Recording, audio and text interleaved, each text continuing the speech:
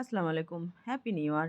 আজকে আমরা happy new ইয়ারের ইয়াতে আমরা আজকে স্পঞ্জ কেক বানাবো। তো স্পঞ্জ কেক বানানোর জন্য আমরা ৪ টা ডিম নিয়ে নিয়েছি এবং ৪ টা ডিম আমরা বাটিতে ফাটিয়ে নিয়েছি। এখন আমরা কুসুমগুলো একটা, একটা করে আলাদা করে নিব।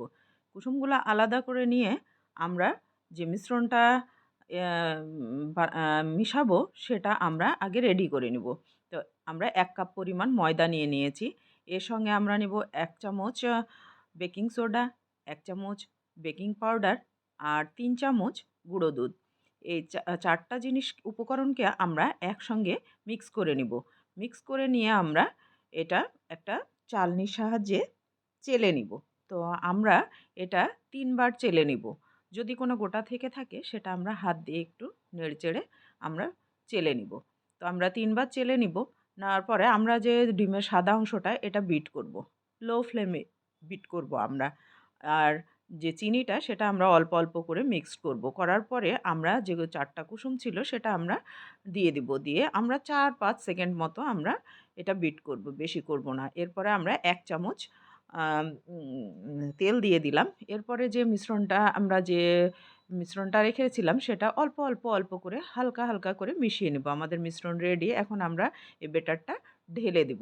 ঢেলে দিয়ে আমরা একটু বাড়ি দিয়ে নিব যাতে এটার ভিতরে বাবল থাকলে এটা আম আ ফু ফুটে যায়। তো আমরা প্রিহিট করে নিয়েছিলাম। আর এটা আপনারা ওভেনেও বানাতে পারেন, চুলাতেও বানাতে পারেন। আমরা ৬ মিনিটের জন্য আমরা কেকটা দিয়েছি। দেখুন আমাদের কেক রেডি। দেখুন আমরা এটাকে ৩ ভাগে ভাগ করে নিব। এটাকে আমরা আস্তে, আস্তে দেখুন কত নরম হয়েছে আমাদের স্পঞ্জটা। তো এখন আমরা হুইপ ক্রিম নিয়ে নিয়েছি ১ কাপ। এবার আমরা লো ফ্লেমে আমরা এটাকে বিট করতে থাকব। যখন আমাদের একটু ফেনার মতো হবে তখন আমরা একটু আইসিং সুগার দিয়ে চিনির গুঁড়া যেটা, দিয়ে আমরা আবার হাই ফ্লেমে দেখুন আমাদের ক্রিমটা কিন্তু রেডি হয়ে গেছে।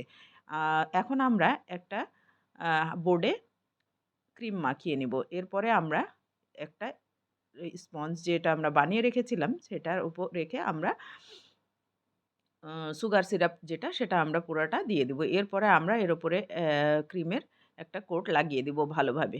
লাগানোর পরে আমরা সেকেন্ড লাগানোর পরে এটা আমাদের লাস্ট। এটা দিয়ে আমরা একটু হাত দিয়ে চেপে, চেপে এর উপরে আমরা সুগার সিরাপ দিয়ে নিব। নিয়ে আমরা ক্রিম দিয়ে কোট দিয়ে দিব এবং সাইডে আমরা এভাবে ক্রিম লাগিয়ে এটাকে আমরা ফিনিশিং দিয়ে নিব।